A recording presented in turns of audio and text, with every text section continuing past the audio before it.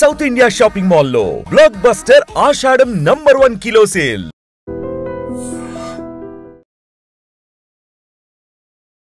ఆయన గురించి ఎవరు ఎంతగా చెప్పినా ఈయనలాగా మాత్రం చెప్పలేరు. ఎందుకంటే ఒక ప్రాణ స్నేహితులు, నిజమైన అన్నదమ్ములు, సొంత అన్నదమ్ములు ఎలా ఉంటారో వీళ్ళిద్దరూ అలా ఉన్నారనమాట. ఎవరో చెప్పు. జానకమ్మ. జానకమ్మ అమ్మ. కోట శ్రీనివాసరావు గారు ఇక మన మధ్య ఉండరు, కొద్ది రోజుల్లో వెళ్ళిపోతారని మీకు ముందే తెలుసుంటే ఏం చేసేవారు సార్? ఏమీ చేయలేకపోయేవాళ్ళం. ఏం చేయగలుగుతాం? దేవుని ఆపవా 4 రోజులు అంటవా? దేవుడి లీల. పుట్టించడం ఆయనే, తీసుకుపోవడం ఆయనే. ఆయన స్విచ్ నవ్విండు, అందరితో ఉన్నాడు, బిడ్డలు వచ్చారు, మనవాళ్ళు వచ్చారు, మాట్లాడారు, నాతో మాట్లాడిండు, పడుకున్నాడు, పోయిండు. పొద్దున చూస్తే లేడు.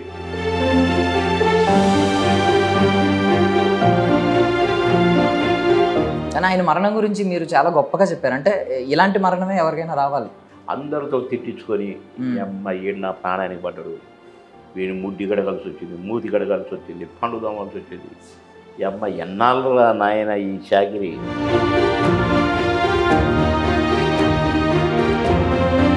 సుమారు 10 ఏళ్ళు తేడా ఉన్న మీ ఇద్దరి మధ్య మనసులు మాత్రం సేమ్ సార్. అంటే కౌంటర్లో ఒకరి మీద ఒకరు వేసుకోవడం, ఆ సరదాలు, ఆ చిలిపితనం పెట్టిండు తమ్ముడు.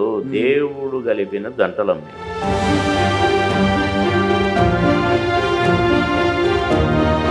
మామగారు నుంచి ఇక మా బంధం బాగా గట్టిపడిపోయింది. ఇక మేము ఒకరిని వదిలిపెట్టి ఒకరు ఉండలేని పరిస్థితి. నాతో ఈక్వల్ క్యారెక్టర్ వేశాడు. నేను దన్యాను కరెక్ట్, నన్ను లాస్ట్ దన్యాడు. నా పోస్ట్ ఇస్తాను, తీసుకోపో. ఐ డ్రీమ్ మీడియా ప్రేక్షకులందరికీ స్వాగతం, సుస్వాగతం. కోట శ్రీనివాసరావు గారి మరణం తర్వాత అనేక మంది అనేక రకాలుగా బాధపడ్డారు. అంటే తెలుగు సినీ పరిశ్రమ యొక్క కంచుకోట కూలిపోయిందని చెప్పి రకరకాలుగా బాధపడుతూ ఉన్నారు. అయితే ఆయన గురించి ఎవరు ఎంతగా చెప్పినా ఈయనలాగా మాత్రం చెప్పలేరు. ఎందుకంటే ఒక ప్రాణ స్నేహితులు, నిజమైన అన్నదమ్ములు, సొంత అన్నదమ్ములు ఎలా ఉంటారో వీళ్ళిద్దరూ అలా ఉన్నారనమాట. ఎక్కడైనా కోట శ్రీనివాసరావు గారి పేరు వస్తే పక్కన ఖచ్చితంగా బాబు మోహన్ గారి పేరు కూడా ఉంటుందన్నమాట. బాబు మోహన్ గారి పేరు వినిపించినా ఖచ్చితంగా కోట శ్రీనివాసరావు గారి పేరు కూడా వినిపిస్తారు.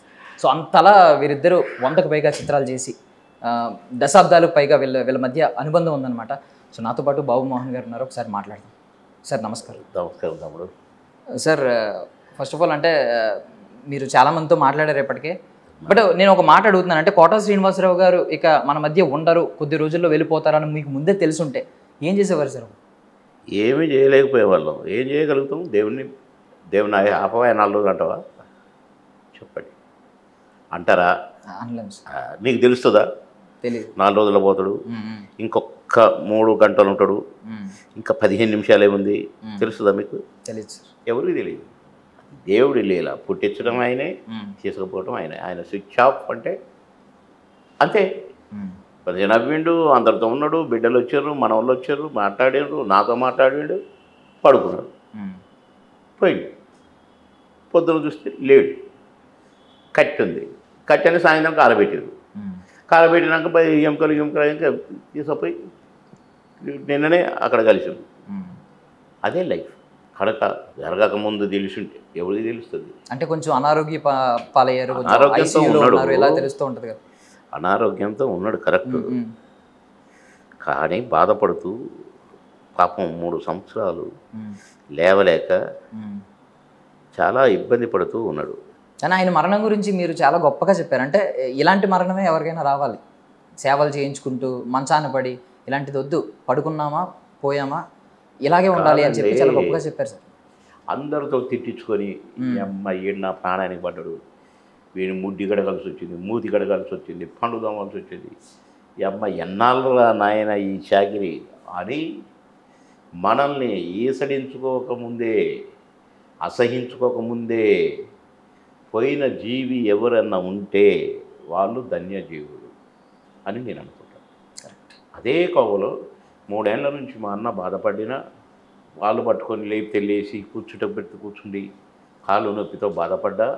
కానీ పోయేటప్పుడు మాత్రం నాతో సరదాగా మాట్లాడాడు, పిల్లలతో సరదాగా ఉన్నాడు. డే అంతా 3-4 రోజులైంది వచ్చి మనవాళ్ళు 2 కూతుర్లు అందరు ఇంటి నుండి ఉన్నారు.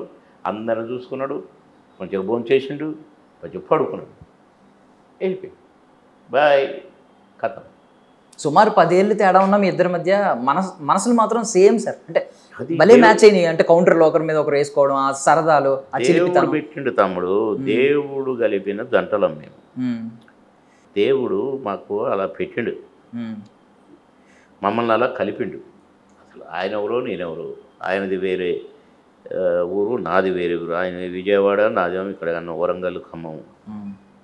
కనుక మేము ఎప్పుడు కలవాల. ఆయన ప్రతిఘటనతో ఆయన స్టార్ అయ్యాడు, అంకుశంతో నేను స్టార్ అయినా. మాకు అంటే స్టార్డమ్ తెచ్చిపెట్టిన సినిమాలు, మాకు మేము క్లిక్ అయిన సినిమాలు. మా ఇద్దరి మధ్య ఈ నటనా వయస్సు 7-8 సంవత్సరాలు 10 సంవత్సరాలు ఉంటుంది గ్యాప్. ఆయన ముందు సినిమాని 10 ఏళ్ళ తర్వాత. కనుక మాకు ఎక్కడ ఆయన ఎవరో నాకు తెలియదు, నేను ఎవరో ఆయన తెలియదు. బొబ్బిలి రాజా ఫస్ట్ కాంబినేషన్. అప్పుడు అంతకుముందు ఆయన సినిమాల్లో చూస్తున్నా కాబట్టి అహనా పెళ్ళంటే అవన్నీ ఇవన్నీ నేను ఆయన ఎవరో నాకు తెలుసు, కానీ నేను తెలియదు. నేను ఉద్యోగం చేసుకుంటున్నాను కాబట్టి ఉద్యోగం నుంచి 1వ సినిమా, 2వ సినిమా, 3వ సినిమాతో నేను హిట్ కొట్టాను. నాకు మంచి బ్రేక్ వచ్చింది. 5 రోజుల్లో 10 సినిమాలు బుక్ అయ్యాను. అంకుశం రిలీజ్ అయినాక ఓ బ్రహ్మాండంగా షూటింగ్లు జరుగుతున్నాయి. ఒక 10-20 సినిమాల తర్వాత బొబ్బిలి రాజా నాకు. కనుక ఆ సినిమా తర్వాత కూడా కొన్ని సినిమాలు చేశాము. మామగారు నుంచి ఇక మా బంధం బాగా గట్టిపడిపోయింది. ఇక మేము ఒకరిని వదిలిపెట్టి ఒకరు ఉండలేని పరిస్థితి. అసలైతే నాతో ఈక్వల్ క్యారెక్టర్ వేశాడు. నేను దన్నాను కరెక్ట్, నన్ను లాస్ట్లో దన్నాడు.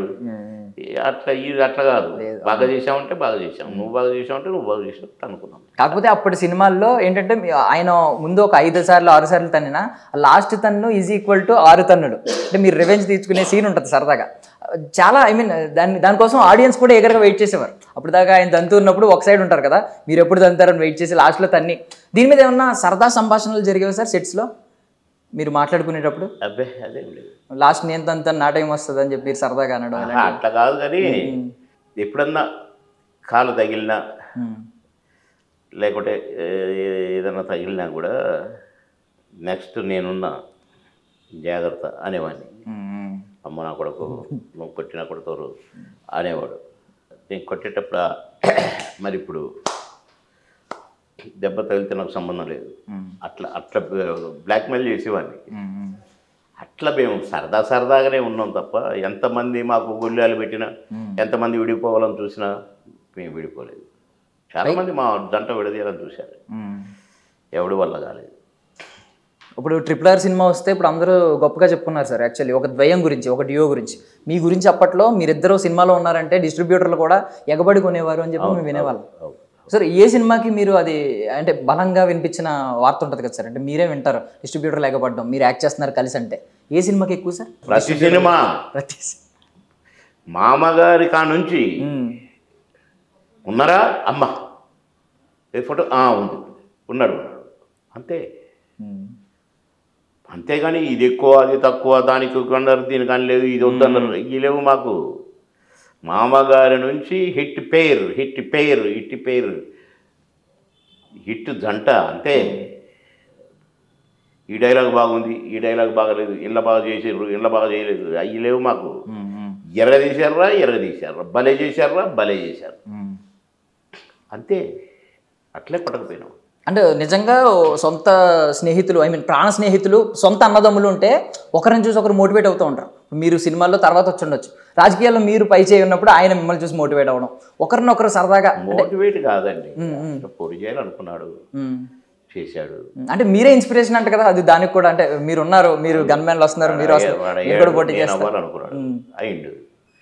కానీ సాధక బాధకాలు తెలుసుకున్నాడు మనిషి. కానీ నేను దాని కథ ఏంటో తెలుసుకోవాలనుకున్నాను, ఉన్నా అంతే తేడా. సో ఇప్పుడు చాలామంది కోట శ్రీనివాసరావు గారి నటన గురించి పెద్ద పెద్ద ఉద్దండులు అది ఒక్కొక్క మాటలు చెప్తూ ఉంటారు. అంటే ఆయన పాత్రని ఆయన వెకేట్ చేసిన ఆ పాత్రని ఎవరు ఫుల్ఫిల్ చేయలేరు అని చెప్పి మీరేం చెప్తారు నటన పరంగా? ఆయన 100% కరెక్ట్. అది చెప్పేది ఏ క్యారెక్టర్ అయినా, ఎలాంటి క్యారెక్టర్ అయినా, ఎంతటి క్యారెక్టర్ అయినా అందులో దూరి ఈవెన్ ఆలితో సరదాగాలో కూడా ఒక మాట చెప్పారు ఆయన. అంటే ఈ తన్నుల గురించి అయితే పెద్ద అనుకుంటాం కానీ నేను తన్నకు ముందే జస్ట్ ఇలా టచ్ అవగానే మొత్తం రియాక్షన్ మనోడే ఇచ్చేవాడు, దానివల్ల నేను ఇంత సక్సెస్ అయ్యానని చెప్పి దాని ఒక పేరు మాట ఏంటి? చెప్పాడు. మరి దాని పేరు ఏంటి? నటన. నటన. మేము పర్ఫెక్ట్గా నటించాం కనుక, టైమింగ్లో నటించాం కనుక, ఏ డైలాగ్ చెప్పినా సూటబుల్గా ఆహా అంటే చెప్పాం కనుక హిట్ అయినాయి మా క్యారెక్టర్. అందుకనే అదొకటి ఉండి మేము ఒకటి చెప్పి, అసలు నా ఎక్స్ప్రెషన్ ఒకటి ఉండి డైలాగ్ ఒకటి చెప్తే మేము హిట్ పేరు ఎందుకు అవుతాం కాంగ్లా. సో ఇందాక మీరు ఒక మాట అన్నారండి, అంటే చాలామంది విడగొట్టడానికి ట్రై చేశారని. అంటే ఆ రోజుల్లో మీడియా కూడా ఉంది కాబట్టి రకరకాల మీ మీద రకరకాల చెడు వార్తలు కూడా రాసి ఉండొచ్చు. కానీ ఒక విషయం అయితే పాపం మీ ఇద్దరికి పాపం సిమిలర్గా జరిగింది, ఏంటంటే కుమారుడు చనిపోవడం. సో ఆ టైంలో ఒకరితో ఒకరు అంటే ఎలా ధైర్యం ఇచ్చుకున్నారు సార్? అంటే ఈ చిన్న గ్యాప్లో మీరు ఆయనతో మీకు మాట్లాడుకున్న ధైర్యపు మాటలు ఏంటి? మామూలుగానే పెద్ద ఇప్పుడు ఎప్పుడో జరగలేదు కదా, మా ఓడు చనిపోయాడు, ఆయన గ్యాప్ పెద్దగా లేదు, 5-6 నెలలు గ్యాప్. నేను చేరుకునే లోపు ఆయన కూడా చనిపోయాడు కనుక మేము ఖాళీగా కూర్చుంటే మాకు ఇవన్నీ గుర్తుకొచ్చి మేము ఒకడు ఏడిస్తే ఒకడు ఓదార్చుకోవటం, ఒకడు అట్లా ఉండునేమో. మేము యాక్టింగ్ పరంగా గ్యాప్ ఏది మాకు, రెస్ట్ ఏది మాకు కనుక మేము ఎవరు బిజీగా ఉండేవాళ్ళం. కాబట్టి మాకు జ్ఞాపకాలు అయ్యో నా కొడుకుంటే ఇవన్నీ లేవు మాకు. దంచుడేనా అందులో మాది కాదుగా నటించేది, ఆ క్యారెక్టర్. మేము ఆ క్యారెక్టర్లో ఉండేది కనుక ఈ క్యారెక్టరుకు సంబంధించిన బాధలు లోపాలు గత రాలేదు. బాబుమోహన్ గారు నేను ఉంటే వచ్చునేమో, నా ఇంటి గురించి తలంచుకుంటే వచ్చునేమో, కానీ నేను అంటగాదుగా ఆ క్యారెక్టర్ స్వభావం, ఆ క్యారెక్టర్ అక్కడ మంచోడా చెడ్డోడా, వాడిని గోతులు తీస్తున్నాడా, నీ చిక్కులు కలిపెడుతున్నాడా, ఈయన గిచ్చుతున్నాడా, అందులో ఇమిడిపోయి ఉండటం వల్ల మా మనసు మా ఈ దృష్టి మాకు మా ఇంటిది గుర్తురాలేదు. ఇప్పుడు 100కు పైగా చిత్రాలు ఆల్మోస్ట్ చేశారు సార్ కలిసి, మీ ద్వయం ఉంది. చాలా చేశాము. ఇంకా ఇండివిజువల్ కూడా అసలు జంటగా చేసినవి అంత పైనే ఉంటాయి. జంట కాకుండా జనరల్గా అట్లా చేసినవి కూడా ఉన్నాయి చాలా. కనుక చాలా పిక్చర్స్ కొన్ని అసలు మాకు లెక్కకు రాని కూడా ఉన్నాయి. చిన్న సినిమాలు 2 సీన్లు 3 సీన్లు 5 సీన్లు అట్లా చేసినాయి. కొన్ని రిలీజ్ కాకుండా ఉన్నాయి, కానీ ఇంకా అట్లాంటి చాలా ఉన్నాయి చాలా. అంటే మీకు మధుర స్మృతులను ఇచ్చిన సెట్స్ ఏంటి సార్? అంటే ఎక్కువ రోజులు వర్కింగ్ డేస్ అండ్ ఎక్కువగా స్పేస్ దొరికి సెట్స్, అంటే కెమెరా ముందే కాకుండా ఎక్కువ కట్స్ నెలలు ఏ సినిమా చేయలేదు మేము. నెలలు మేము చేస్తే హీరోలు ఏం చేస్తారు, హీరోయిన్లు ఏం చేస్తారు. మా క్యారెక్టర్లు 10 రోజులు లేదా 12 రోజులు, ఎక్కువగా 3 రోజులు 2 రోజులు 5 రోజులు, 3 రోజులు 2 రోజులు 5 రోజులు డమ్మ కొట్టాలి, అవతల పడాలి. డేట్లు లేవు కదా, ఒక్కొక్క సినిమాకి అన్ని రోజులు ఆడా. కొన్ని సినిమాలు ఒప్పుకునేది lunch break 1 to 2 1 to 2 1 to 2 3 1 to 2 ఇస్తే ఒక సినిమా అయిపోయేది. అవన్నీ లంచ్ బ్రేక్ సినిమాలు అనేది మేము. ఏరా రేపు ఆయన అమ్మినవా లంచ్ బ్రేక్ అనేవాడు. నేను అమ్మలేదు, నువ్వన్నా, నేను రేపు అమ్మినరా, రేపు ఒకడికి అమ్మినా ఎల్లుండి ఒకడికి అమ్మినా అనేవాడు. అమ్మటం అట్లా మాకు గ్యాప్ లేదు మాకు. నాకు మెడ్రాస్ అయ్యి వస్తే 2 కళ్ళు ఇంతలా ఊపితే దాసర్ గారు ఆపేస్తా షూటింగ్ అన్నాడు. వద్దు సార్ దండం పెడతా, 3 నెలలు కాల్ లేదు సార్ నాకు, సార్ ప్లీజ్ సార్ ఏమన్నా కానీ సార్ పోతే సార్ కళ్ళు ప్లీజ్ సార్ అని రిక్వెస్ట్ చేస్తే కంటిన్యూ చేశాను షూటింగ్. అంత బిజీ దేవుడిచ్చింది, మేం కాదు కనుక. దేవుడిచ్చింది కనుక ఏంటిది రెస్ట్ లేకుంటే ఏంటిది, మేము అస్సలు ఎవర్ గ్రెయిన్గా ఉండేది. పొద్దున్న లేస్తే అదే స్టామినా మాకు. ఎక్కడన్నా చూడు మేము ముఖం మాడినట్టు లేక డీలా పడ్డట్టు ఉండదు ఏ సీన్ కూడా. ఎక్కడ అలర్ట్ రెడీ చాక్లెట్ ఇట్లుండేది. షార్ట్ కాపులు పడుకుంది, సార్ రెడీ సార్, క్లాతీ టచ్అప్ క్లాత్, అబ్బా డైలాగ్ ఏంటి, ఓకే ఓకే రెడీ అది లేచేది. Clap action. ఇప్పుడు అరే ఓకేనా ఓకే కదా మళ్ళీ పడుకునేది ఇట్లా కూర్చొని ఇట్లా 16-17 సంవత్సరాలు 6 షిఫ్ట్లు పర్ డే ఎట్లా చూసినామో మాకు తెలియదు. దేవుడు ఈ మమ్మల్ని ఆర్టిస్టులను చేసిన దేవుడు మాకు అంత స్టామినాను కూడా ఇచ్చాడు. ఏ రోగాల నొప్పులు రాకుండా చూశాడు. ఇంట్లో ఏమన్నా డిస్టర్బెన్సెస్ రాకుండా చూశారు. పిల్లలు చదువుకున్నారు. వాళ్ళ ఇంట్లో కోఆపరేట్ చేశారు. వాళ్ళు బాబు అసలు అడ్డం వచ్చేటోళ్ళు గారు లేకుంటే బాయని రాత్రింబవ్వలు తమాషా అనలేదు. కనుక దంచుకుంటూ వెళ్ళిపోయినాం. దంచుతూనే ఉన్నాం, దంచుతూనే ఉంటాము. కాకపోతే నేను మినిస్టర్ అయిన ఆ టైం కొంచెం జంటకు గ్యాప్ వచ్చింది. ఈ లోపలనే కోటన్న హెల్త్ పాడైంది.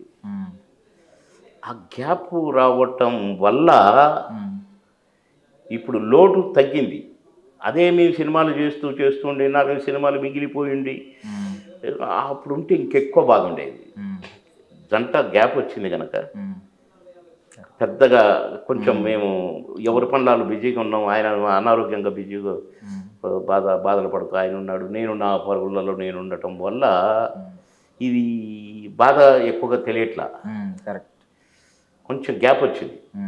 అదే ఒకే ఊరిలో ఉండి పక్క మంచాలు పడుకొని పక్క గదిలో పడుకొని పొద్దున్నే లేచి పండ్లు దోమకుంటిద్దరం ఆ ఇంకేట్రా అనుకుంటా మొఖాలు కడిగేటప్పుడు కూడా ఏదో ఒకటి అనుకుంటూనే ఉండేది.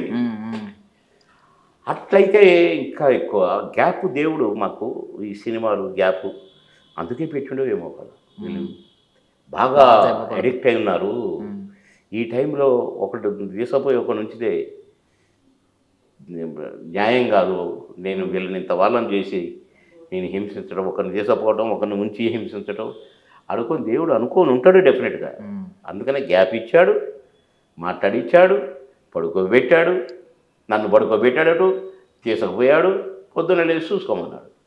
దైవ సృష్టి అంతే.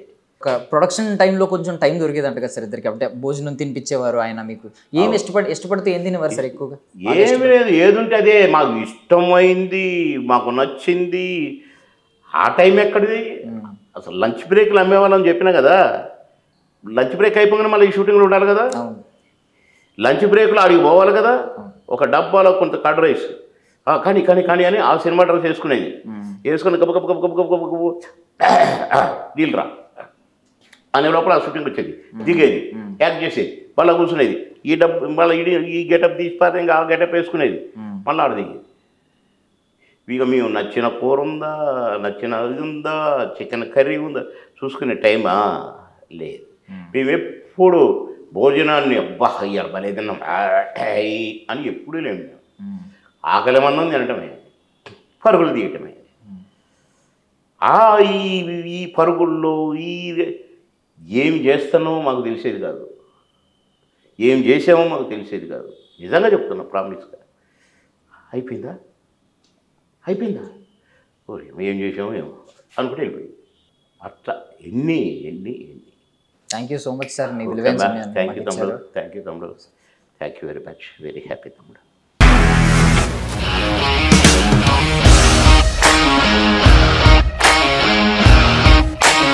ఇండస్ట్రీలో కమిట్మెంట్ ఇష్యూస్ వస్తే నీకు కూడా వచ్చినట్టు? మార్నింగ్ తీసుకెళ్ళాడంటే కొట్టి పడేశాడు.